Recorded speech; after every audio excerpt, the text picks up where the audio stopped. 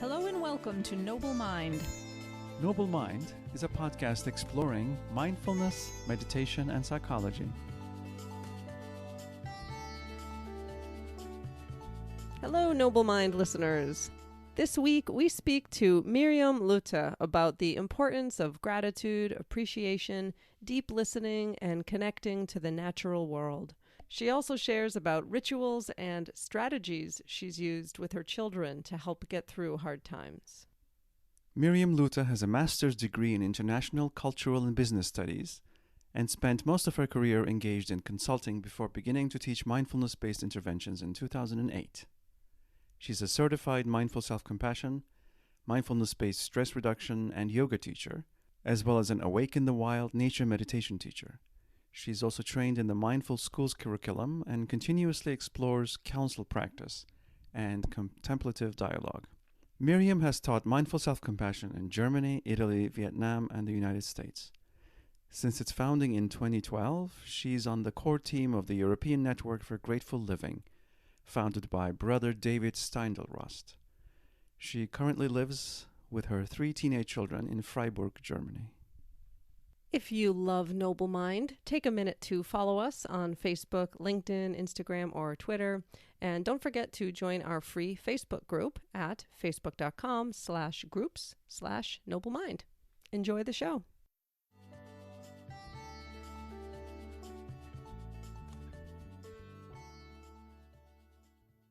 Hello there. We are here with Mirjam Luthe. Thanks so much for joining us on Noble Mind. I'm excited to get to chat today. Maybe you could just start us off as we tend to do here and just tell our listeners a little bit about you. Yeah, thank you to the two of you for making this space. I was raised in Germany. I'm speaking to you from Germany right now. And I currently teach mindful self-compassion and mindfulness-based practices. And a few more things I think we'll talk about here together. That's the connecting point that we made when you approached me to share a little bit about the work that I do. Before, I worked in development cooperation for about 15 years, so seems to be a completely different field, but still I'm discovering the beautiful threads again now, being closer to oneself, but also, of course, this happens everywhere in the world, and seeing the interrelation of how we live our lives. That has always accompanied me as a question, the different spaces that we were born into. How did you get involved in mindfulness, gratitude, and compassion? I would start with, I think, upbringing, and again, most Germany and countryside, small village, and I often think about that nowadays. If you have to become creative in a setting that is maybe less urban, so this was rural, it was we're a bit far off of everything. So yeah, tapping into one's own resources. For me, there was nature from early on. Also simplicity of life. If you don't have much, so to say, for those times, I would say we were creative with our hands and the way, we just had to be. Starting from gardening, driving our bikes wherever we went, that already was about taking care of the environment at that time already through my family. And a lot of traveling that I'm really grateful for, that happened just through camping and no hotels, no flights, but really simple, being embedded, immersed in nature. And much gratitude comes from that, because you're close to people, you're close to how people live their lives, you're easily invited. There's not much is standing between humans when you travel that way. We just was the way it was. And I think a lot of gratitude and opportunity to live in places where hospitality is huge, and this got extended to us as, in this case, German family traveling with a camping car. That shaped me very much, the same as so much nature experience. Traveling within Germany? Oh, there was no Europe. There was not Right. flying at that time, but traveling in Europe, the easiest way you can travel. Backpacking, camping, and we did that too. Interrail later on, of course, by train and backpack. That has shaped me a lot, allowed me to see a lot, to learn a lot, to be close to human beings in very different settings. My work carried that on later on in development cooperation. So really being a guest, really feeling like a guest in many different places where I did not speak the language or did not know how the system worked, but really being a guest. That's a deep experience. I'm grateful for, thanks to simplicity of living that we had. That goes along with courage too. So I know this brings trust in life and courage to do things that just are natural if you are raised that way, I think. That's a rare way of being raised in these days, with so many people being urbanized. That is true. Without a sense of connection to nature, which you emphasize in your work. Yes, yeah, I emphasize that. And to your question also, I often think about that in other places too. I was always fascinated. So the same question of human beings, how do people give birth in other places? How do women do their, I don't know, just being a woman in places that are desert, when you see where's the water, how do people wash themselves, etc., etc. It goes so far. I always had those questions when I first traveled in those places or was a guest in many houses. I was lucky to be a guest in, but also then through the work in development cooperation. How do people die in those places? Yeah, what are the rituals? How do people, if living is scarce, and a lot of less privileges in many senses are around, what do they find meaning in? What is of value to them? What holds them with trust to and dignity, also dignity, many places to live their lives beautifully with what is. So I always saw that in front of me and always had those questions. And I think when I stopped that work, and I stopped it to a question because life just got into the way, I thought in that moment things became difficult, as often when we change career or are forced to just to go about with change.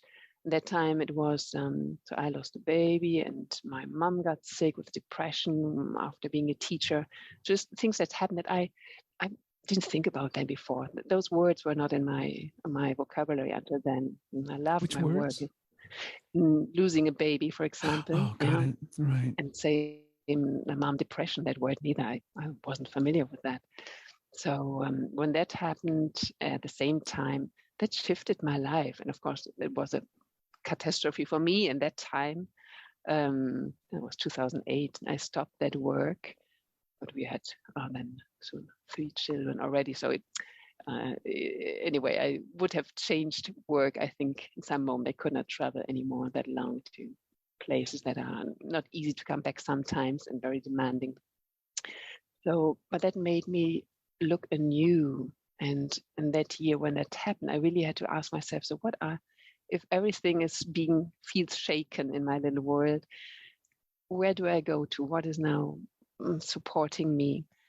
And interestingly, it was just a book by a friend from Thich Nhat Hanh. And she showed me in a bookshelf in Berlin, and I looked in there, interesting, I'm going to order it. And then I said, okay, Plum Village, I have to go. I have to feel the energy and also of this teacher and the community. So that year, right away, I went there. We lived in Spain at that time. Went for the summer retreat to Plum Village, France. Thich Nhat Hanh community of socially engaged Buddhism, a new world for me. But I found in that week, in midst of families from all over the world, I found so much that supported me, including one mom who asked the same. She asked kind of for me, it was not for me, but she asked the question, how can life be so cruel if you lose a child? Her question was to Thich Nhat Hanh. And the words that I remembered, I still hear them, and I didn't need to hear much more, and I could hear it already at that moment, it was a few months after, the little star may have fulfilled its mission already. I could hear that maybe in other moments, no, when it's not easy to hear that, but I thought, okay. And I went with that maybe something has been going on here that shows me something thanks to that little star that was not born. And I'm hesitant to say that, that is my experience. In that moment, it brought me relief. And I often went back to that when I look at that. We often talk about silver lining and self-compassion teaching too, if you remember. No? So for me, that there is a silver lining to those experiences of loss. That's one loss, and I could handle it in that way, paying attention to what came into my path now, what opportunities have been showing up in the suffering, in the not knowing, and plenty of them unfolded. And same was the same year when how did it come about? When it was my dad. Yes, my dad. He would have become a monk, but then already in the training, he decided, he and his two best friends, to stop the training. They were in a monastery in France, and they all became teachers and became family fathers. So they completely changed. And he was very much then into quantum mechanics and so just a different world that in our little village in the Catholic Church I had not experienced. He brought a big world from when he left for other monasteries and teachings. So then I came about Brother David Steindl-Rast, same age as Thich Nhat Hanh. They are same year of birth, and that too was the same year. It was these two people who they crossed my way through books and the video, and I got so attentive, seeing I need to go where they are and feel the energy, and I did so for both, and that stayed on. That brought me very close to both, say, lineages or ways of spirituality, of living spiritually. That it was a huge silver lining of that difficult year. So there the gratitude came in, and the mindfulness, and feeling in the Plum Village community the kindness, immense kindness to families, with all the chaos that we bring in with children, all generations, hundreds of people coming from different cultures, languages, to be together and practice, mostly outdoors. But so much kindness and compassion. So that word came in there too. And I said, well, I have not witnessed that anywhere. If this holds true for communities in different places of the world, and I checked upon that and went to different monasteries, then there's something in it that I want to understand and learn better and include into my life, being a mom too. That kindness, it's really a big word for me, and compassion goes with it, and the deep wisdom goes with it. So having experienced these qualities and attitudes, which I now, the teachings are about, is something that spoke deeply true in my life as an anchor and a way forward that was new. So Brother David Steindl-Rast focuses a great deal on gratitude. Oh yes, gratefulness. Yes, that's his way of helping us, I think, through his own life, but appreciating the gift of life or the mystery of life, and in the embodiment that I found in him, also in Thich Nhat Hanh and other teachers too, but just the gift that in these times we have, and they continue on in the teachings and the communities, practice communities, amazing, wise teachers. And what a gift to have felt them, met them, felt them, been in interaction with, not only through books, but same as our children, taking them there many times. Nowadays, I think this is a real gift that is very important to find embodiment of what speaks to you in a person, and really check it a bit. No? So I really was checking, in different situations, how do these people behave? What makes their practice so strong? And yes, and Brother David is one of them. And speaking about the mystery of life, not even needing a word like God, where it can become complicated, but life in capital letters. Just about that, I felt so much resonance with that. And this brings us to gratitude or gratefulness. The appreciation, there is something that speaks to us. It is given for free, and it's outside of my little I ego in many moments. So there's something not transcending me wherever it comes from. And nature is just one example where it beautifully can show us what the mystery of life is that we cannot fully fathom, or that we do not fully know where life comes from. Like there's a lot of teachings and obviously research on it and findings, but what really what this dynamic energy is, we don't know. So I find this very, very helpful for my life, to connect to something that is vaster, that helps lift our gaze from now this little world that sometimes is so overwhelmed and complicated. So there, mindfulness, gratitude, compassion really played a role in my life to find a path, not more and not less, to walk and explore a path where I was put into this society here, as we all are put somewhere. I'm wondering if you could say a little more about the teachings on gratitude. I feel like, personally, that gratitude has come a little bit late in the game for me. It wasn't so much emphasized as a value when I was younger, and maybe didn't see a lot of it in the culture around me.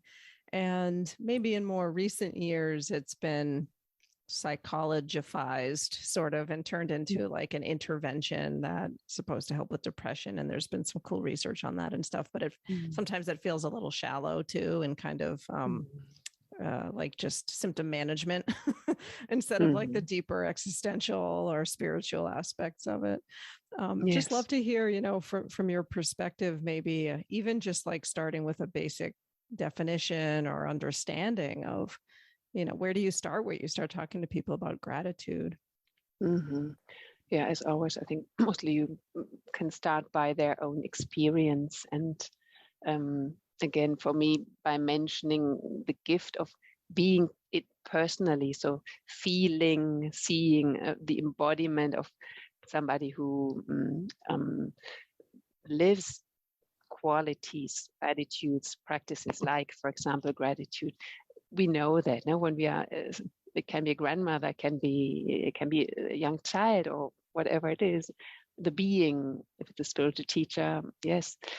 I'm happy to draw on that experience, how it feels when I see this, how do you say, percolate through everything. It's not just a teaching, but it's embodied living through many things. And just one example, picking up trash is something some of us do sometimes, but have this as always a little plastic bag in your pocket, and wherever you walk, and if you walk and concentrated on an interesting conversation, still seeing there's something laying down that does not belong there in nature, and kneeling down, picking it up. And I've witnessed that so often that wow, and I forget each time, but I appreciate that so much next to me. These are these little acts of awareness, being aware, seeing this even in the midst of a conversation, and then the acting, I do something with it. Just a tiny example, but I've really witnessed many of those which were stunning to me and show me my own sleepiness, say unawareness. We all have that, especially if we are caught up in our mind and in the I. And what is my threatening to me? So gratitude as really a practice that from the little deeds, the many ways we can hold that, cultivate that in our lives, to seeing it as something that helps to bring about peace, I think, and also in a sense of interbeing with the Thich Nhat Hanh tradition, seeing that everything is connected. There's nothing separate from itself, and our ways that usually, or like most of us in these societies, developed societies, we fragment. We look at parts. We can study that deeply, that one part, but we lose track of what is in between the two elements. Yeah, like the not visible, the relational aspect. There's a pulsating patterns and flow and energy that we don't. It's not material. We don't see it with our eyes, but becoming aware that there's so much connection, comes back to the mystery of life, that we cannot fully, we can study it, yeah, but it's more than that. When we're out in nature, it can grasp us. It can just, we feel it in our bodies, when there's an experience of awe in nature, of deep gratitude, of joy, and deep peace, then it's a feeling of there's so much embeddedness and connectedness that in daily life our focus is more on fragmentation and not seeing the in-between. And this is, I think, gratitude really in this sense a wisdom practice that helps us see everything is related, nothing comes from itself. What's in the MSc teachings, in under gratitude, when we look at just counting our little blessings, maybe as a practice, and seeing how that changes our emotional state, how beautiful it is to hear from others what they are grateful for. It connects us deeply, and there's meaning in that, deep meaning, and also appreciation for skills or for teachers or for cultures, for traditions that have been there from long ago, and we can find new rituals for them and live them nowadays. So again, that connectedness that we need to feel, that we are embedded, that we are related, we are not alone and in separation. That's often our view, is to separate, to segregate things to understand them. Other cultures are, and I saw that in other the places I worked in, different beliefs, but the earth and the stars, and in between this human being and all beings, and then it's not only the human being, it goes further than animals, plants, maybe even minerals have a different, or mountains, they have a meaning, they have an energy. Usually we are not able to see that or to sense that. Others, yes, because they are connected to the earth, an earth element, and with appreciation and deep understanding from their guts, more than not the brain, the head, but also to the cosmos and the stars. And always when I found that, I felt, well, something is missing in our societies. Through the travels, I can really deeply appreciate this different worldview. It's a worldview, I think. We are just not trained to see it also. And bringing practices then home too, that the next step in your work, but everything starts here, starts with myself, with this one body, the awareness, the gratitude for everything that works, and that is amazingly working in this moment that we are speaking in this body. And we do not make it, we do not make our breath, we do not make our digestion at the same time, or the work of the liver and the kidneys in this moment, and so on. So if we open up to stop one practice in gratefulness, Brother David, then to look and then to go. So there's the active, the go element. But first you need the stopping, the pausing. That's the mindfulness too. That's what we do in nature often, because we get out of our thinking, running, racing head. And something just speaks to us, and we allow ourselves to be spoken to. So we are more in a receptive mode. We become maybe more active participants just by deep listening instead of that we are the doers, we are the makers, the controllers. We know where something starts, where something ends, and usually we extract, or no, it's for our use when we are in nature. But there are different qualities that can be awakened when we are out, and tap more into a bit more humble, receptive attitude. And there's so much out there. There is gratitude again. There's inter-being connection again. I mean, not excuse me, not being trained to see, as you both are mentioning. I recently discovered a huge blind spot in my own way of operating, seeing, savoring gratitude, self-appreciation as sort of recreational. These are nice things you can do at the end of the day if you have time. But there's more serious stuff we have to do. Yes. And not realizing how having those integrated into my day actually boosts well-being hugely. Yes, that is true. And again, there the importance nowadays, and there I speak as a mother to, with the gift of having been in different traditions and places in the world, and also taking our kids, little rituals that work at home. And they need not be the rituals that we've been taught maybe in the tradition. It can be, but to be creative and adapt them to what makes sense now in this is a special time we live in for our children, obviously too, and our teens, very special time to adapt it. And maybe one practice I would like to name, because it's we carry it on since that first time, 2008, that we went to Plum Village, and the beginning anew. So one practice that the monks and nuns in all the monasteries do regularly, and it's a very essential practice for them, they told me. And I've been sitting in so many times, first time as a guest without children, then our children were with us, just seeing how, and then we do it at home. And our children are now, they are teens, and 18 is the eldest. They still like to do that. Imagine, I find that's pretty special. Sometimes it's there, they come up with, or can we do beginning anew? And we call it in the English term, beginning anew. That means somebody arranges cushions on cushions or something on the ground. So we sit on the ground, we put a flower and a candle usually in the middle. And it changes completely the dinner atmosphere on a Friday evening if we do it before. So it's a very wise thing to do it before we get together at the end of the week. It really changes completely. It doesn't need take long, but usually, I don't know, maybe 20 minutes or half an hour. We just do usually one round. It's 4 rounds. The first is flower watering. So understanding ourselves as fresh flowers. Yeah, children are.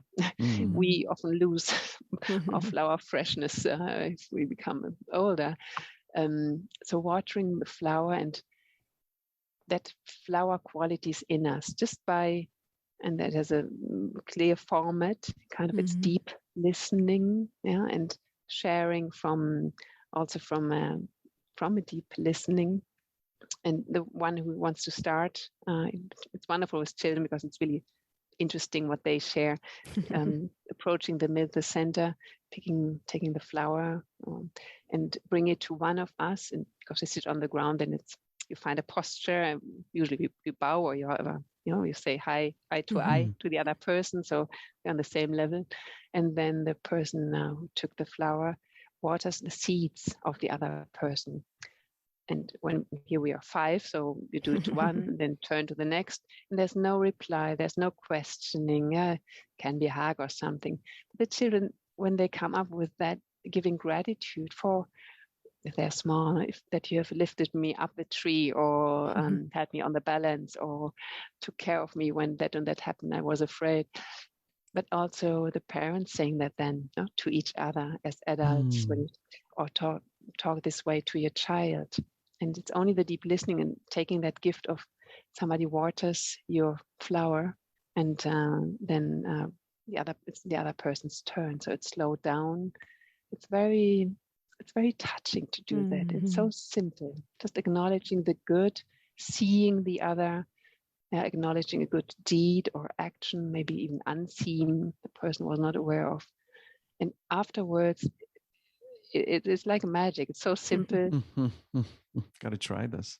So I just want to make sure I understand. So that you're sort of sitting in a circle and, the person who goes first takes a flower from the center of the circle, and then do they go around to everybody in the circle and offer an appreciation or gratitude of some kind to each person? And then they put the flower down and then the next person goes. Is that right? As a family, we do it that way. You could do it differently. If you're we did in different settings also, like in course settings, when you have a little bit of trajectory with each other after a course, but can be very little is needed. Because we find something that is honest, that should be honest and authentic, of course, to share with the other person. It can be so tiny, but it changes, again, when we are seen, when it's acknowledged that our goodwill is acknowledged. And for family life, this has often been key to a weekend that has been a lot better than no discussion on the table, whatever way, brought us that atmosphere that we could build on there. And the kids really loved it. Sometimes the youngest fell asleep, not if that's then too long. It has 4 levels. We usually stayed with the first, watering the flower. The second is to express regret. They get with children, they may lose a bit patience if it's younger and older ones, but then one fell asleep next to, and they still love the atmosphere because they feel it's a peaceful atmosphere, and we are really listening to each other, and we're really, the adults also, we are eye to eye with the children. That's really like that equal, and it's really appreciative, not hierarchic, and it's not somebody knows more in that moment. No, it's really sharing experience and deep listening. There's no comment. The second is expressing regret. It can be very helpful too. And the second is when expressing pain. So skillfully, you can do that skillfully. Sometimes that's better if it's just one person on person. But sometimes, depending how you do it, if the setting is safe in a family, you can do that too. I felt heard when you said to me. And the fourth, that's often for us adults more, when we express a long-term suffering, pain, or circumstance in our lives, so family understands. See, in my work, this is so stressful right now. This will take another month until this deadline is done. Please bear with me that I come home later. I'm often nervous. So you can share something so people can understand the context and hear your need a little bit more. Usually the first one is sufficient to change the atmosphere. I bet, yeah. This is a Thich Nhat Hanh practice, right? Beginning anew, and the flower watering. Yes, you find under beginning and flower watering as first. And I love that image too, that we are flowers. No, we are flowers as we are born, and children often radiate that freshness still that we long for as adults, the spontaneity and joy and curiosity, that flexibility that inspires us often in children. I imagine it would also feel good as a child to feel that you could water the flower of your parents too. Oh, yes. Oh, that's very true. It's very true. The overall that being heard, being valued, being acknowledged, it creates a safer ground. And also for compassion, I think a lot about that these days, the self-compassion. It's such a key part in these teachings to feel safe, to know how it feels to be heard, to be seen, also to tend to ourselves, the different ways we can tend to our own suffering when we acknowledge it. But the capacity that goes along with taking care here, knowing I'm heard, knowing I'm valued, sometimes through rituals at home, sometimes the other ways you do it, helps us to be more capable to act in the world, I think, not to act, to listen to another person. If it's just deep listening to the suffering of somebody else, or act courageously, or do something, protect, provide, motivate, the fierce self-compassion parts too. But generally to compromise one's own needs in a collaborative attempt to address needs of others. So therefore, I think I understand it as a peace practice, gratitude teachings, compassion, mindfulness teachings too, because this embedded starts with awareness, and synonym relationality, heartfulness. If you want to leave the term mindfulness a little bit aside, again, we have the relationality. Everything is connected, even if we are not usually trained to see it. No, our materialistic, individualistic, urban, quick life in many developed societies just takes us far from that. But we need it, and we need to feel that there's meaning, there's embeddedness, there's connectedness. I'm part of something, the human experience, that's the common humanity in self-compassion teaching, but also vasta. It goes to nature. Nature not only out there, that we usually understand, I go out into nature. We are so little trained to know how much nature is in here, in the elements, and how much there is that we consider to be out, but we are part of it.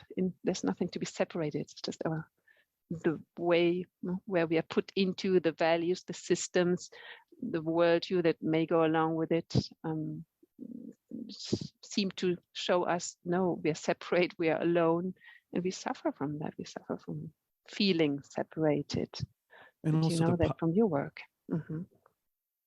And also the power of ritual in healing culture and yes, and changing our conditioning. Yes, or taking charge of our conditioning. Mm-hmm. Yeah, and that, I think this part is something, at least in my work or my part, I want to explore further this being in the world. It's same about gratitude. When you said, Alex, it feels like maybe behind on the list of things. No, gratitude. Yes, gratitude has a revolutionary potential too, and I think that's something that I always found interesting. And Brother David talked a lot about it, like little streams. First, it's little streams under the earth, if you imagine that are separate, but when they flow together, they have a not yet seen, but it's a lot of energy moving under the earth. And he often spoke about hierarchies, where there's still in our systems hierarchies with, that means somebody is on the top and many are not on the top, and there's no justice, there's no equality, eye to eye, in gratitude in that sense, because it shifts the usual way in developed societies to go through life, because then you have a feeling of, it is enough. I have enough. I don't need more. I don't need to run, strive, have more, compare, stay in a constant lack of, it's not yet right. Something is still missing to be happy. Happiness is out there when I buy this, when I get this, when I have that career. We all know how that feels like, because we live in these systems. But there is something revolutionary in that simple sense. Oh, I have enough. When I stop and look, become aware, so many conditions for happiness are here right now. Even if the system suggests you need so much more, a little bit more, and then you're happy. So the cup is never full. It can never overflow. It's gratitude too. We feel gratitude when it overflows. It's not something that we fill up and here it stays and we protect it so nobody. Gratitude is something that is alive, as a quite is sparkling and energetic, comes from somewhere and it goes somewhere.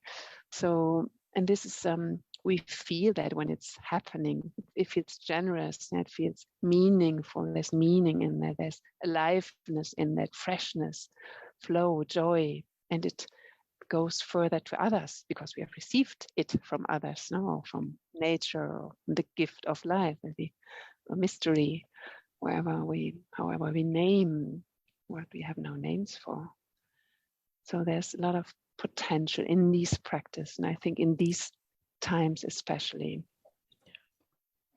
And we live in structures and systems that have been designed to keep us in a certain mind state of not having enough, not being enough. So what we may perceive as our individual unhappiness is not an individual misfortune. Yes. it's very important not to look at that. And I think that word now that you name individual, same for these times, trauma, and to look at the collective in general, to really, I think we need to become a lot more aware of where we are embedded in, and that it's not us failing. Many systems have failed, or values are not being lived up to, depending where we are. And so much of many things that have not had a voice, that we come a bit to these times where wars again here. And speaking from Germany now, the trauma of wars here recently that our parents were born into, when and also we talked before about bearing witness in Auschwitz as a practice of the Zen peacemakers. There was in 2017, thanks also through connections in the Center for Mindful Self-Compassion that I attended. That it was the last bearing witness retreat with Bernie Glassman present, 217 a week. And that was very special. And nowadays I remember that giving voice to those who had no voice, or the voice has been silenced or never got a voice. So all the trauma that built up since then, and I speak again for Germany, and I can speak about my parents' generation, there are many things that had not been talked about, silenced, so to say, for many reasons. And this bubbles up. This bubbles up in these times and gets voices. In Auschwitz, we read the names of people, and just for one letter, there were so many names we are reading together outside, sitting there, and with a little bit of chanting and ritual, of course, in a circle, just by giving name to those who had no names anymore, as a contribution, as a practice of bearing witness nowadays that we are standing here and we remember and bring to life this generation what had been silenced. So the collectivity of experience of trauma in, I think, all cultures, here for sure in Europe right now, showing up. So there's a very special time where we need to collectively, and this needs also spaces and formats to find words for the unspoken. And that we come a bit to practices like I mentioned, beginning anew as a circle practice. In Auschwitz, we worked then with council practice, again, being in the circle and letting the wisdom of the circle be regenerated. And again, with that quality of deep listening, compassionate listening that helps us experience that the other may have the role X, and maybe you speak about perpetrator victims, just black and white. There's so much more behind it. So after a week of bearing witness, being with people from many countries, many generations, coming for different reasons because they feel there's a connection to those times, to their families or whatever way, that we are all human beings. That goes first with you may remember, Alex, also from the self-compassion teachings, the unseen wars behind in a person.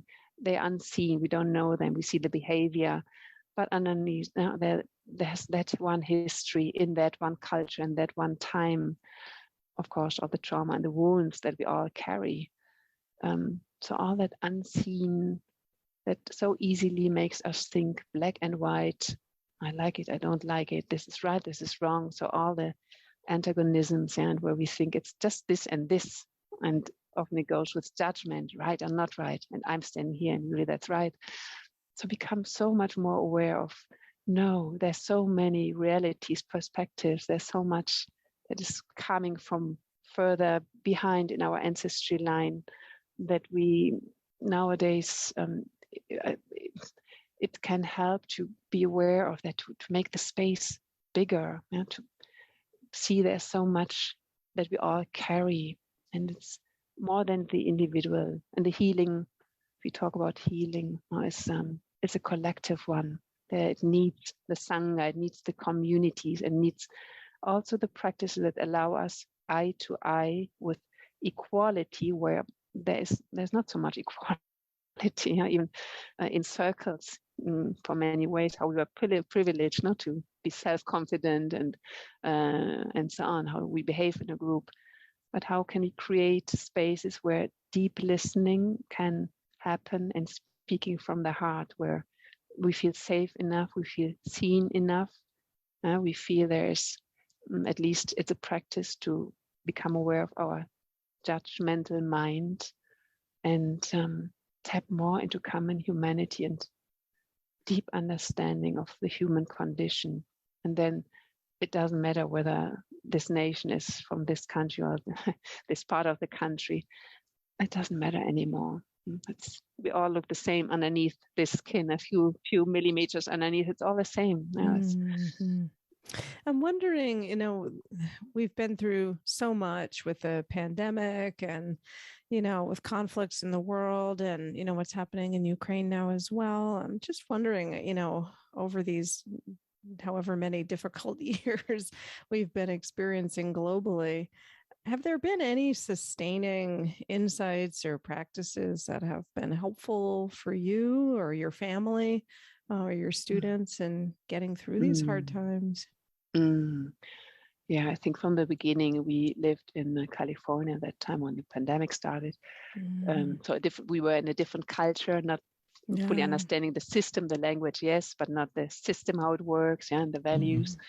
So that was interesting too. And I often thought about the many people being immigrants, being legal or not legal, but being in different place, maybe not understanding the culture, the language, and not having the privileges we had being in California at that time. We had them. It gives this big sense of humility, I feel, to find your way under those circumstances. And this pandemic is just one, so much more before already and on top, and just all bubbling up, becoming more to the surface because it concerns us. It has concerned millions of people every day in their life before, from pandemics to climate catastrophe and war and trauma of war and poverty and injustice. Us who we speak here, usually, I guess most of the listeners, some way come from places where we did not face that every day on top of each other, but to be aware, there are many human beings who face that, the many conditions that are extremely difficult and cruel and heartbreaking. For me, from the very beginning, being a guest in the US at that time was the safe, let's say the peace at home. And the beginning, a new ritual, I spoke myself very clearly. I don't want to have any television on in the living room. The kids don't see the news in these times, so we don't happen just to have them on. So no television. Instead, on the ground, we had the beautiful blanket with usually the flower, the candle and the flower. So the space was there. You had to step around or over. So it was our speaking place. And that time we used it almost every day because we were more at home. It was like a safe place. And we knew we could, just feel more peaceful after sitting there together and doing our little flower watering, which we sometimes in a few weeks did every day, otherwise just maybe once or twice a week. But just seeing that place, there we can, it's the peaceful place and the television is out. And taking kids out into nature, quality time at home to the extent possible, not easy, of course, and in different circumstances, but moving our bodies, nourishing the good. And if we see something on the television, a lot more careful about seeing a documentary about nature, my octopus teacher, or something that is completely, uplifting and connecting with, nurturing the good seed as an intentional choice instead of news. Even for me as an adult, choosing not to see many news, and also be careful where I feed myself on news and how often.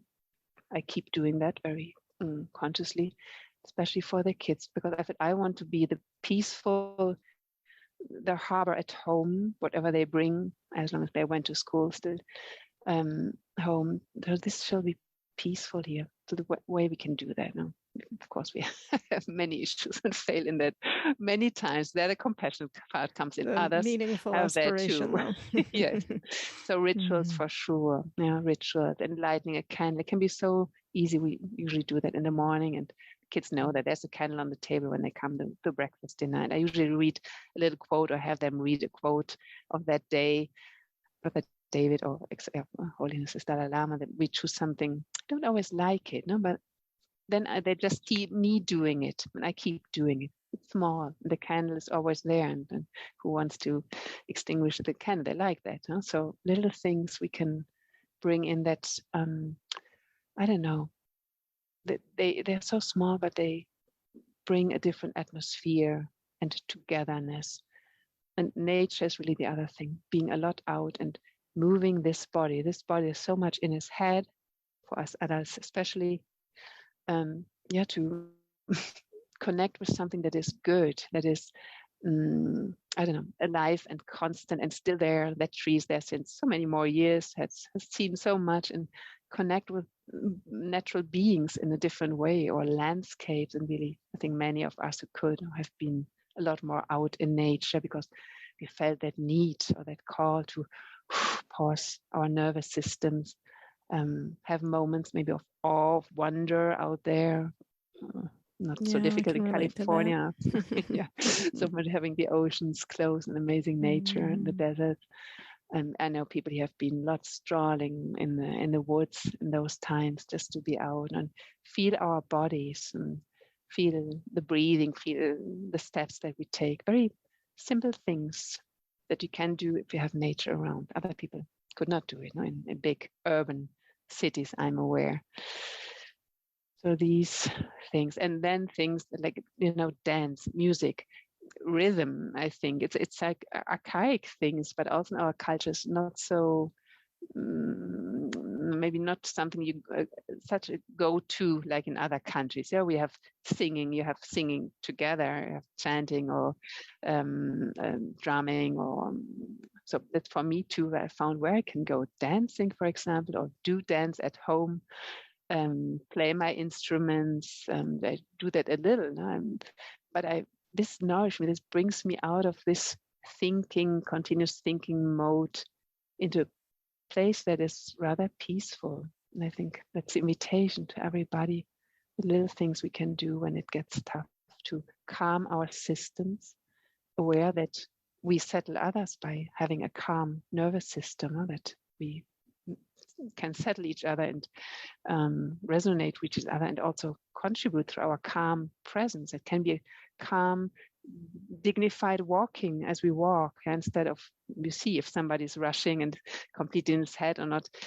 Well, we see that it happens to all of us, but you also notice if somebody's really walking beautifully, just because aware and fully present and here. We sense that, or at least I feel drawn when I see that in this person. I stop and go, I know how this speaks to me. What can I do to pause and check in upon myself and go a bit more upright in this moment and leave some burdens just off my shoulders, lift my head, look into the face of somebody, say a hi or smile, even if this person wouldn't have said hi. These are the little things we can do. You're a font of suggestions. These are very helpful. Thank you. Also appreciate the sort of really deliberate intentionality that you're describing as well. Just like, how am I going to cultivate, some peaceful state during this time, knowing that not only does that help me, but that helps those around me, Yes. and, how am I really choosing to use my body, move my body, to engage in the media or not, just that real, very deliberate, thoughtful, set of choices, and how important that is. Yeah, and we can all do that. No, there are many ways we can do that. Some of us are placed in a way where we reach many people as we speak or work. No, others do it differently, maybe in their family, or just caring for one person, or for an animal, or for a nature place. Or, but I think this too. We all have agency and responsibility in this sense. If maybe it needs sometimes a little bit of bringing awareness to, how beautiful human beings can be, and all beings can be and are usually as we are born into this world. There's when Thich Nhat Hanh said, the little star that was not born, and kind of that flower freshness that we can cultivate. We long for that. We long to be seen, to know my meaning. My life is meaningful. I am here and I'm wanted, and I can make a difference.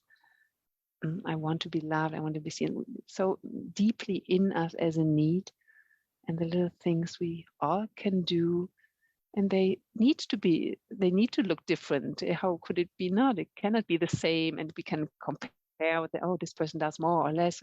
No, there where I am, the little I can do, and this is much. And the beauty of diversity in that's flourishing ecosystems. They thrive on diversity. It needs the many different niches in order to make all those relations that we don't see, in a flourishing ecosystem to be thriving, to go through, to have resilience also when there's a fire or when there's a draw. So the system in itself is more resilient in its diversity, and everybody feeling element feeling there's a space that I occupy and that is meaningful, and I can take my stance with dignity. That's also big, beautiful. If we can invite others in, however we do that, to become aware of their dignity, even in dire circumstances. Wow. Thank you so much for sharing your mind and heart with us. This was wonderful. Appreciate your questions. Absolutely. We do too. How can people learn more about you? How can they study with you? So the website that I'm building is called Walk in Beauty. So this is something where you find a little bit of what I offer right now, and currently, we teach in the circles of practice and the Center for Mindful Self-Compassion, and also for Wake in the Wild, the meditation next week.